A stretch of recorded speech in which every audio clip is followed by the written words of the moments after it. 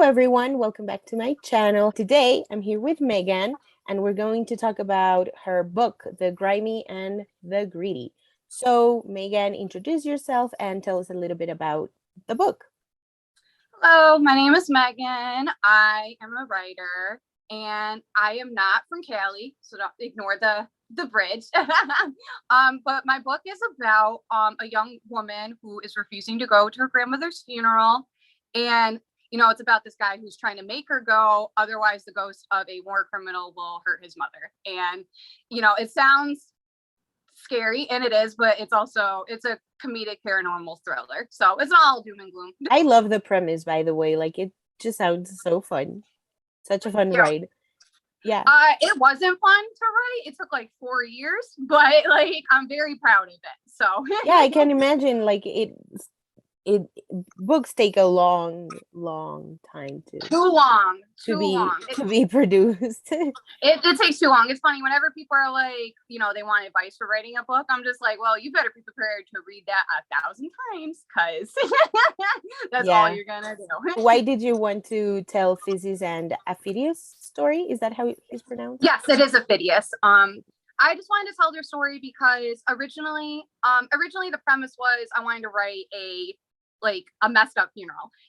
That was my writer's goal. I don't know if other writers have this, but they have like a list of goals they want to accomplish with every story. Mine in particular was I want to write a story about a funeral. Like the big scene was the funeral.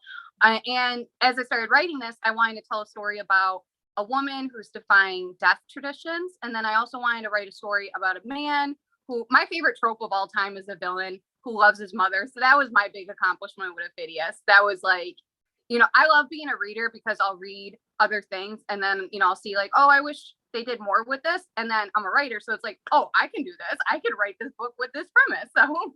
Oh, I love villains who love their mothers as well. Like, I don't know why my mind went immediately to like Prince Charming from Shrek. I don't know why, but I love him as a villain. Right? Like, I just love him as a villain. I love that his mother is also like a villain, but she's like a fairy godmother. Makes no sense. It's great. I'm trash for that. Usually if the villain is like, oh, he changed because of love, I'm like, boo. But if it's like, oh, he saved the day because his mom asked him to, I'm like, oh my God, this is amazing. I'm so trash for it. And also I love the fact that you kind of defied death traditions, because like it's a big thing. Like it's something that's inevitable, like death is inevitable, but rituals and like how we go about it is also very strict in society. I definitely agree with that. I've definitely been at funerals where it was less about grieving and it was more about checking off societal boxes. And that always interests me because it's like, why bother? Like it's definitely not, why bother? But there's all this pressure from families and stuff, and I think that's fascinating. Like, I could go on. So you're not just a novelist, you're also a poet. So how does your writing process vary from prose fiction to poetry? Are there any similarities? I would say there's a big difference because when I'm sitting down to write a novel, I'm like, I am telling a story. It's more professional. Whereas with poetry, it's just like I'm kind of feeling my feelings and vibing. I don't know. So that's the way I approach poetry anyway. I definitely do, go through like editing processes. Like I do go through the same standard of like revising and editing that I do with noveling. But with poetry, it's definitely more like, I'm just here to vibe. That's it. Interesting. I like that. When did you decide to, or when did you know that you wanted to become a writer? Well, when I was a kid, my parents couldn't afford therapy. So this was it. This was my coping skill right there. It's the only healthy one I got too. So. Makes sense. Very fair. Right. Well, they couldn't afford therapy for themselves. So it's just like, I wasn't going to get it. Yeah, I mean, that's another thing. Parents It's a thing. So fill in the blanks.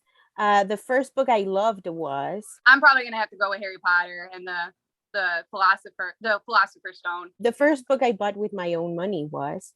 think it was like a series of unfortunate event books. I can't remember which one Ooh. though. That's where my sense of humor came from. I definitely feel like, or I was definitely inspired by that comedic writing of the story series. You know. My first book idea was Oh my god, it was a Harry Potter ripoff. Oh my god, I remember the title specifically, "Merry Lightning and the Curse of the Green Flame." It was such a ripoff. You know, I ooh. was 7. I want to say that though. I was 7. Give me a break.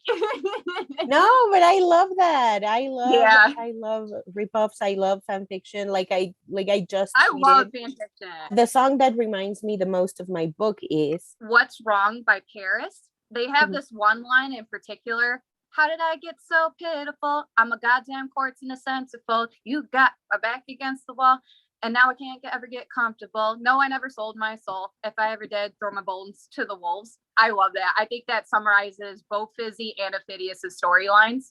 You know, and also, I also want to throw in there another song. "The B Word Is Back" by Elton John, just because oh that was mentioned in the book. It was, I don't want to spoil it for anybody, but it was mentioned in the book as a character's favorite song. So, you know, that's I threw it in yeah. there. So that's, yeah. You share that first song the other day on Instagram. I thought it was really Yeah. fun. It's a really Yes, I cool love that song. song. I highly recommend it to people. But yeah, that's what I think of when I think of, especially Ophidius. I definitely Mhm. associate him with that song in particular. If you were a book, what section of the bookstore would you live in? The humor section? Or I don't know. Probably I would be one of the books that someone left in the bathroom by accident. I mean, all's fair. All's fair. All is fair, right?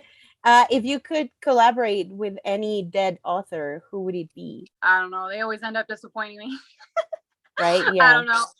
Yeah, I'm gonna throw Edgar Allan Poe just because he seemed real Hmm. dramatic, and I probably would be real good friends with him.